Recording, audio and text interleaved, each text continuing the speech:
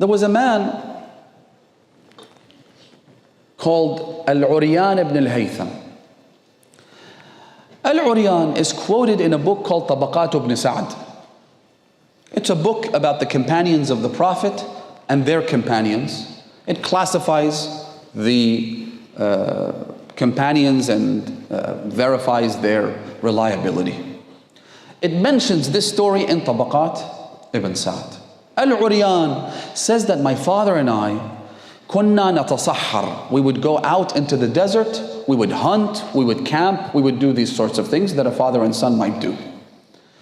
He says, every once in a while we'd cross this land called Karbala, and we'd see there was an elderly man who had camped out there. And because we saw him multiple times over a lengthy period, we realized that this person lives there all by himself. So one day my father said to him, he said, what are you doing here? Why are you in this barren desert? Why don't you go to a bigger city? Why don't you go to Kufa? Why don't you go? He said, that man told my father that I heard a hadith from the Holy Messenger of God who said, Ala inna ibni hadha, pointing to Imam al-Hussein, my son, يقتل بأرض يقال لها كربلاء فمن شهد الموقف فلينصره. The Prophet said, my son Hussein will be killed in a land called Karbala. Whoever witnesses that event, please support him. Karbala hadn't happened yet. This man, whose name was, remember this name, Anas ibn Kahil al-Asadi, or ibn al-Harith al-Asadi. This Anas was a companion of Rasulullah. When he heard this hadith, which by the way is reported on his authority in Bukhari. So this hadith is authentic according to the other school as well. When he heard this hadith from Rasulullah, he picked up his mission, no questions asked. He knew what he had to do. That is one boat you don't want to miss. That is one ark you want to make sure you board. So he relocated to the middle of the desert. How many years did he spend there? I don't know. But he stayed there and stayed there.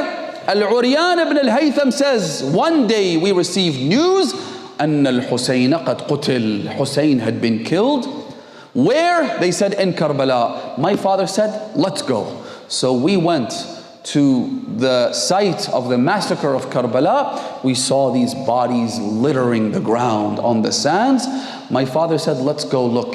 We went around and round and round. Eventually we found this Asadi, meaning Anas ibn al-Harith, who was among the martyrs. You see what happens? When you are in anticipation, when you truly wait and do what you're supposed to do, when you devote everything you have for this cause, you won't miss the boat. You'll make it. You'll make it. You know, there's a difference between what they call active duty troops, people who are out there on the battlefield fighting, and then you have what they call reservists. Who are the reservists? These are either former or present soldiers, troops. They've been trained.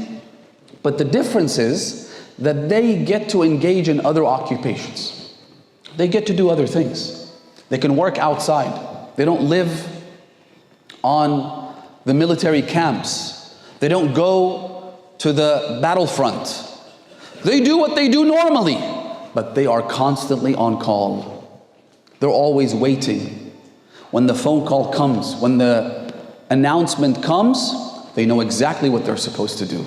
And every year they train. Every year they sharpen the saw. And they're constantly in a state of anticipation in case the call is made. Imam al-Sadiq says in one hadith, أَلَا وَإِنَّ لَنَا دَوْلَةٌ يَجِيءُ اللَّهُ تَعَالَى بِهَا إِذَا شَاءَ. We have a government, and that government will come whenever God wills for it to come. Then the Imam says, whoever wants to join us, whoever wants to support us, فَلْيَنْتَظِرْ. Number one, be on call. Be that reservist.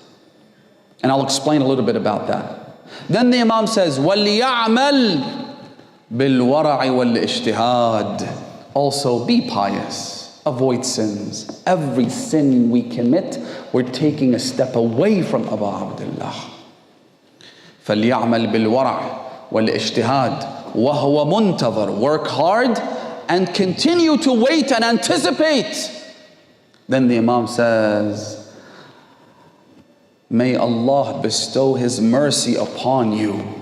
أيتها العصابة المرحومة. And if you happen to be on call, if you're a reservist, if you're in anticipation, but you die, as many people have. But if that is the case, then it is as though you were with him when he came. In fact, it's as though you were inside the tent of the Imam, the Savior, when he returns. In other words, it doesn't matter whether the Imam actually comes in my lifetime or not. What matters is that I'm on call.